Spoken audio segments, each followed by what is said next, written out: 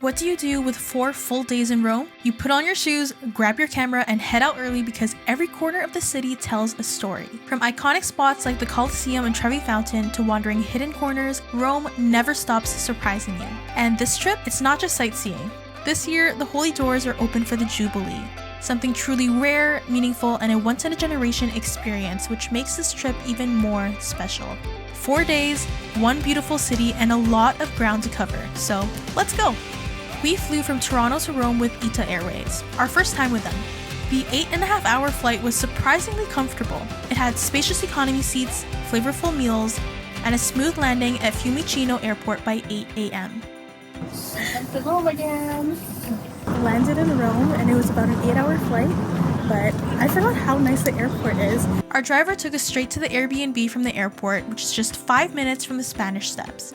To fight the jet lag, we spent the day wandering the streets and soaking in the city. By sunset, we wandered over to the Spanish Steps.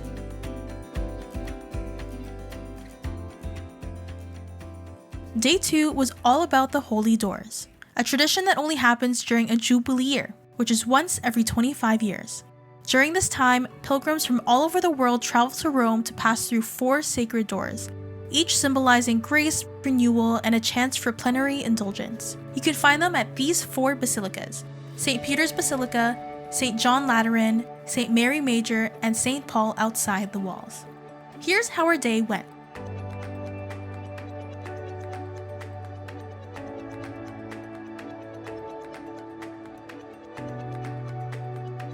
Good morning. We are currently at the Basilica of St. Paul outside the walls. Absolutely beautiful. Part of the reason why we're in Italy is because it is the Jubilee Year, and for Catholics that means it is a holy year, and this usually happens every 25 years, and so they open the holy doors, and there are 4 major basilicas that have these holy doors, and we are currently at one of them. Walking through a holy door feels simple, but also deeply symbolic. You're stepping into something sacred, even if you're just visiting.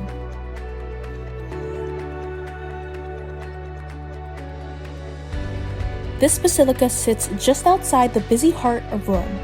It dates back to the 4th century.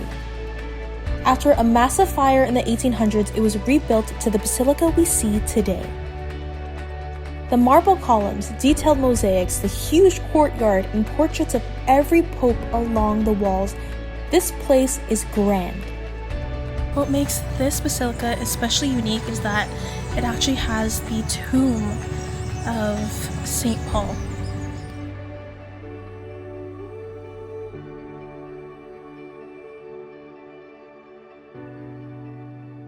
And right now we are at the Basilica of St. John Lateran. So let's go check it out and go through the Holy Door. And if you didn't know, this basilica was actually started by St. John the Baptist and John the Evangelist. And it is also the oldest basilica in Europe. Just a little outside the usual tourist spots in Rome is the Basilica of St. John Lateran. And it's actually the most important church in all of Rome and the official cathedral of the Pope. This is one of the first places where Christianity began in the Roman Empire. And just like the last church, this one feels just as grand.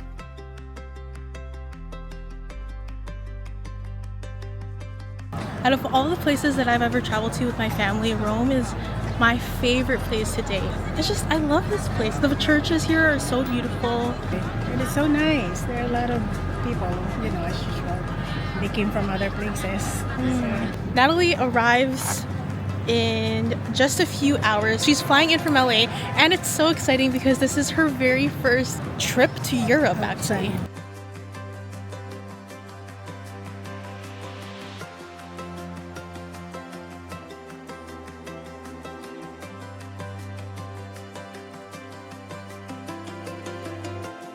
Natalie's here. I'm gonna go pick her up.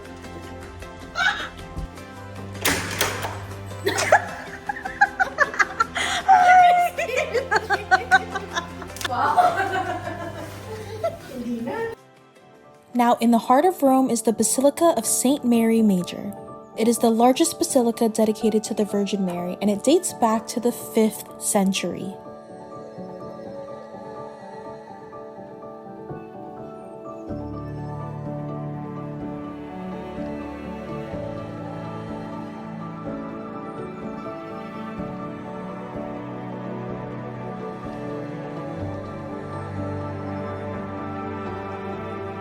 are at the Basilica of St. Mary Major. This is a resting place of 8 popes, 8th one being Pope Francis. And it was a really long line seeing where he was buried. You only see him for just a few seconds, so I recommend just soaking it all in.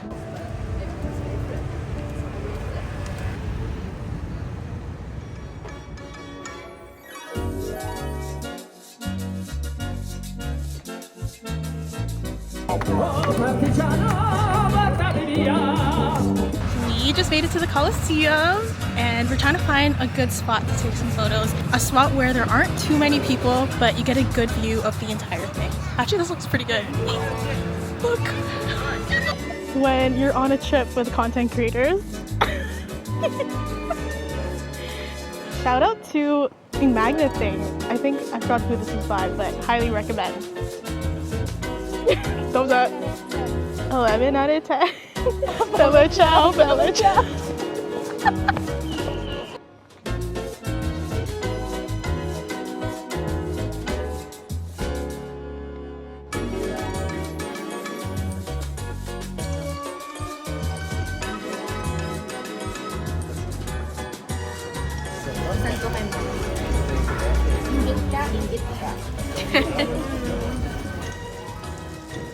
Good morning. We are on our way to Trevi Fountain. It is early in the morning. It's currently 6:30. Hopefully it isn't too crowded, so we'll see what it's like. Excited? Today we'll also be heading to Vatican City. We're going to St. Peter's Basilica and see the Vatican Museums and the Sistine Chapel. So that will be really great. I really love it there. I'm also excited to see how Natalie also reacts to it. Our reservation for there is at 8 in the morning. We have to be there at 7:45, so early start. We have to cross down.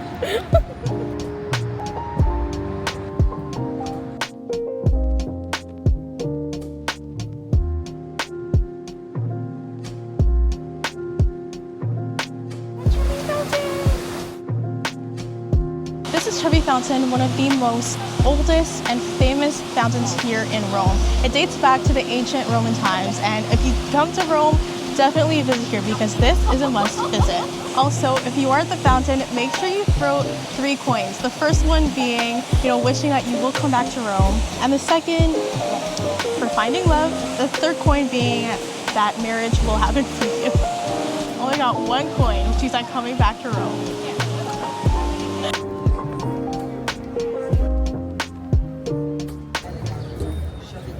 Perfetto, e andiamo, let's go. So we finally made it inside the Vatican. And this right here behind me is the St. Peter's Basilica, and that's the dome. And right on the other side, at 10 o'clock, the Pope will be giving his general audience. It's so peaceful. And you just hear like the birds chirping. I literally have this whole entire place to myself right now. There's nobody around me. I don't think a lot of people know that you can come down here. So we actually entered up there and then we came down. But look how beautiful this is. So there are different museums inside. Fountain, Natalie. Look at this. It is just lined with these small, beautiful lemon trees. The weather is perfect. It is the end of May. It's not too hot, not too cold. You got a nice cool breeze going on. I'm always so happy to be here. We are at the Vatican Museums, and this is where everything starts to feel overwhelming in the best way. What began as a single collection of art has grown over centuries into one of the most important museums in the world. As you walk through, you're moving through thousands of years of history, from ancient sculptures to detailed tapestries. The ceilings alone are works of art.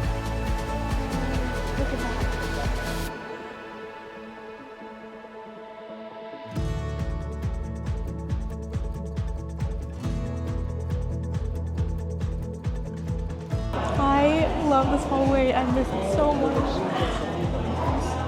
We're on to the Sistine Chapel. Yeah, we're on our way to the Sistine Chapel, and we're in this really beautiful hallway. And I remember the first time I saw this, this was a few years ago, but I remember walking down this hallway just being like, this is beautiful.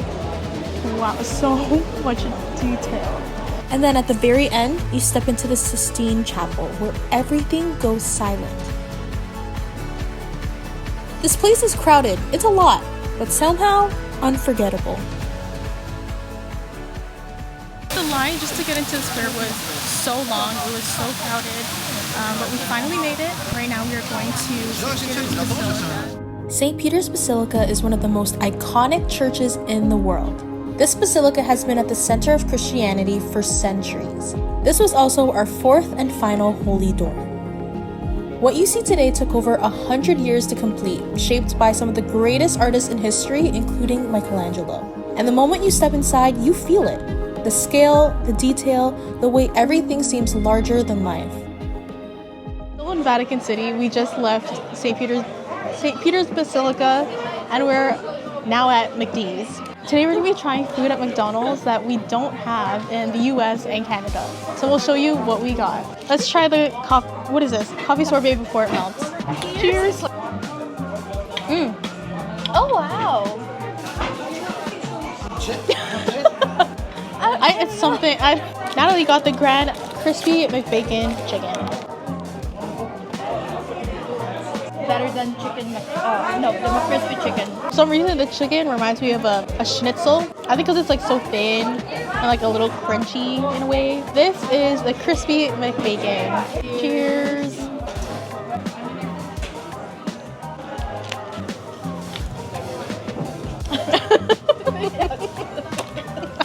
This is the cheesy bacon fries. I guess similar to poutine in a way. Cheers. Oh, I'm disappointed. No, thank you. Sorry. Next. The strawberry cheesesteak looks pretty good. Yeah. Cheers! It's not that bad. I don't think I tasted the cheese part. No? It's not bad. It's not bad. I'm a big Nutella fan. Yum. Cheers. Cupcake by itself is good.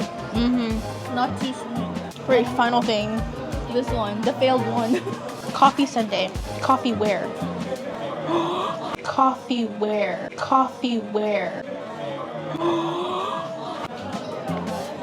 I guess the coffee's not there. Cheers. God. See you in the next food review.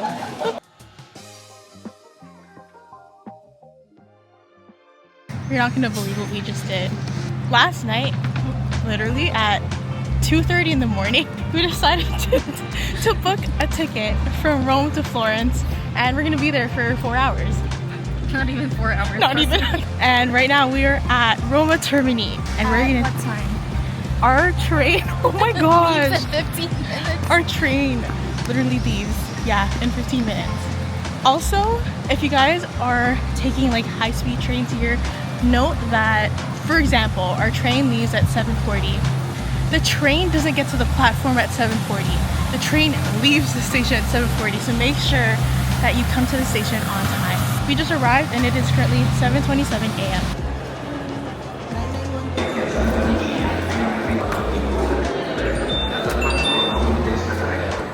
Literally leaves in 5 minutes. Let's go!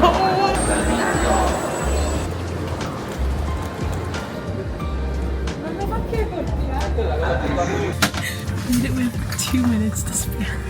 So this train ride from Rome to Florence is only an hour and a half, and pretty quick. This is a high-speed train, and I'm super excited. The last time I was in Florence, I didn't really get to enjoy it because I had a really bad stomach bug, so I'm excited to finally see and enjoy it.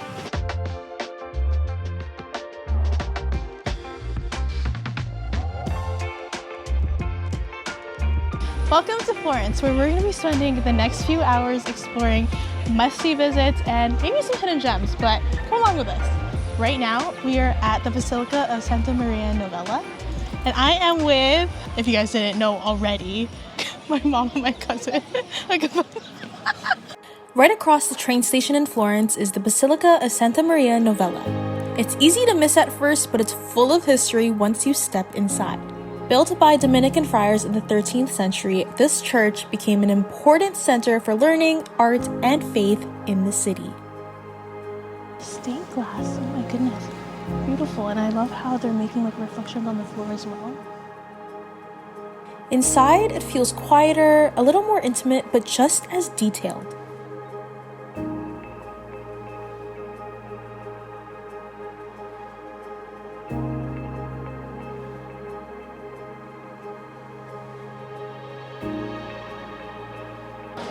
And this is the famous Cathedral of Santa Maria del Fiore.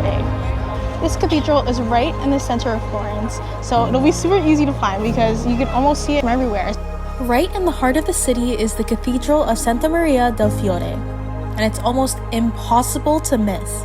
With its white, green, and pink marble exterior, it feels detailed from every angle, like a piece of art you can walk around. It's not just a landmark, but something that defines the entire city. Still trying to find some souvenirs, and you guys didn't know, my mom actually collects spoons. She just found her spoon, and Natalie's I actually collect stickers and passion. Okay, so Natalie and I did some damage. One of the goals was to find some leather bags. Okay, show them yours. She got a red one. It's super cute. Wow. Wow. Leather. Made in Italy. From Firenze. This one kind of looks like the Longchamp one, but real genuine leather from Firenze. Ooh, and look what's on this side. Oh, not that side. That side. Mama. Look. What's your haul? And right behind us is the cathedral. We are trying to find some gelato right now. Oh, it's right here. Eduardo Gelato. Afterwards, we decided to spend our final hour in the city just wandering the streets. And we ended up in a few different markets. And if you're looking for your jewelry needs, like gold and silver, check out Ponte Vecchio, because they got a lot of options.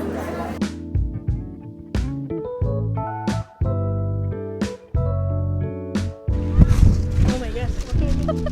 But right behind me, you'll see that we are at Ponte Vecchio. So beautiful. What I think a storm's coming because of what is happening. We made our way back to the train station to go back to Rome. And then the next morning, we flew back home to Toronto. Hi, future Erin here. As I'm filming this, it is actually April 2026, so it's almost been a year. It's been 11 months since I've vlogged that trip.